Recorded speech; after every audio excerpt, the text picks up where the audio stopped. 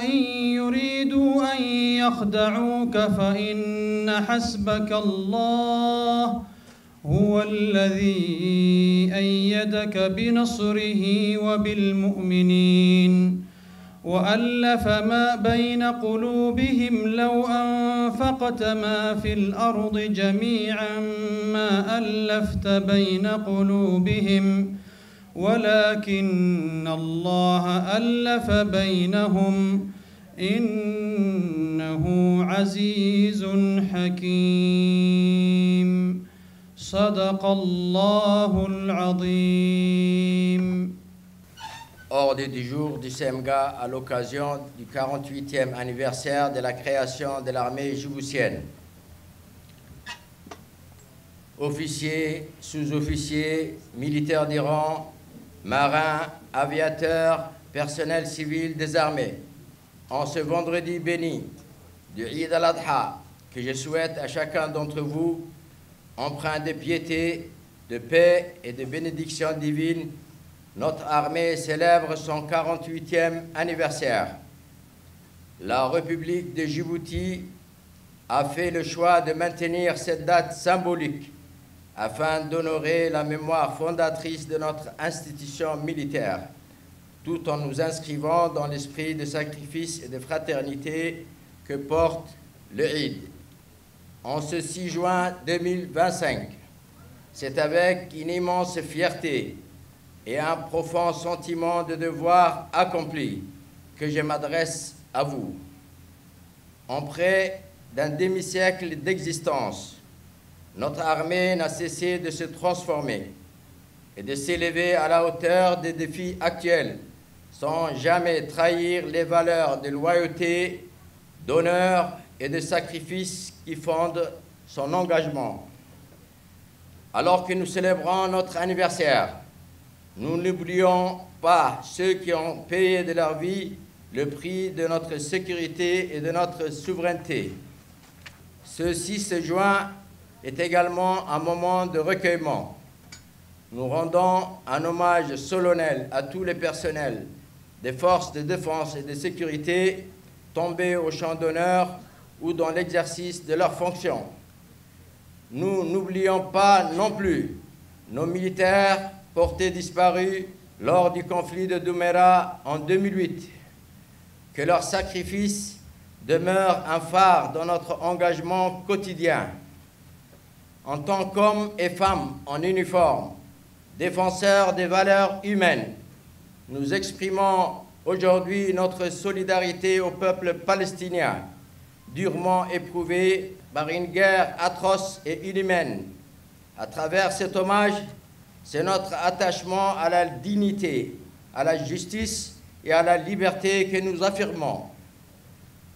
Officiers, sous-officiers, militaires d'Iran et personnel civil des armées, indépendamment à cet hommage que nous venons de rendre, l'année passée a connu plusieurs événements majeurs qu'il convient de souligner. Cette année a été marquée par de nombreux défis, mais également par des élans remarquables de solidarité impulsés, conformément aux orientations du président de la République, chef suprême des armées, en faveur d'un développement inclusif et équitable. À ce titre, les actions sociales menées par l'armée djiboutienne ont traduit sur le terrain un engagement profond envers les populations les plus vulnérables. En ce sens, 2 grandes missions d'assistance ont été conduites par la Direction générale des relations internationales dans les zones reculées et sinistrées. La première, en coordination avec le ministère de l'Intérieur, et la seconde, sous l'égide du ministère des Affaires sociales et de la Solidarité. Ces tournées ont ciblé notamment les localités de Bouya, Balho, Asagela, Moulouhlé, Galafi, Daudoya, Koutabouya, Gistir ou encore Andoli, ainsi que les zones fortement affectées par la sécheresse comme Indaï, Hedley, Mankour et Dabrima. Dans toutes ces régions, l'armée djiboutienne a assuré la distribution de vivres, facilité l'approvisionnement en eau grâce à ses moyens et appuyé les évaluations des besoins en infrastructures essentielles, hydrauliques, sanitaires, administratives. Elle a également mobilisé des équipes médicales pour garantir un accès minimal aux soins. Ces interventions ont permis d'apporter des réponses concrètes et immédiates aux populations rurales. Parallèlement à ces actions sociales, plusieurs postes avancés des forces armées djiboutiennes situés en zone frontalière ont été visités au cours de ces tournées. Ces positions stratégiques ont bénéficié d'un renforcement significatif en équipement individuel pour les hommes, ainsi qu'en moyens logistiques et matériels adaptés à la rigueur du terrain.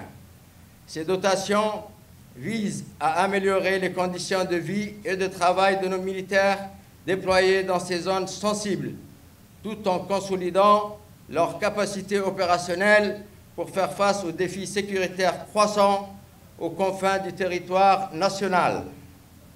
Nos actions sociales ne se limitent pas au territoire national. Elles se poursuivent également dans le cadre de la mission en Somalie, où nos militaires, en plus de leur engagement sécuritaire, ont régulièrement participé à des activités de soutien aux populations locales, notamment à travers des soins médicaux, des réparations d'infrastructures civiles et des distributions d'aide humanitaire. Officiers, sous-officiers, militaires du rang et personnel civil des armées. Sur le plan de la formation et du développement des compétences, les progrès sont tout aussi significatifs.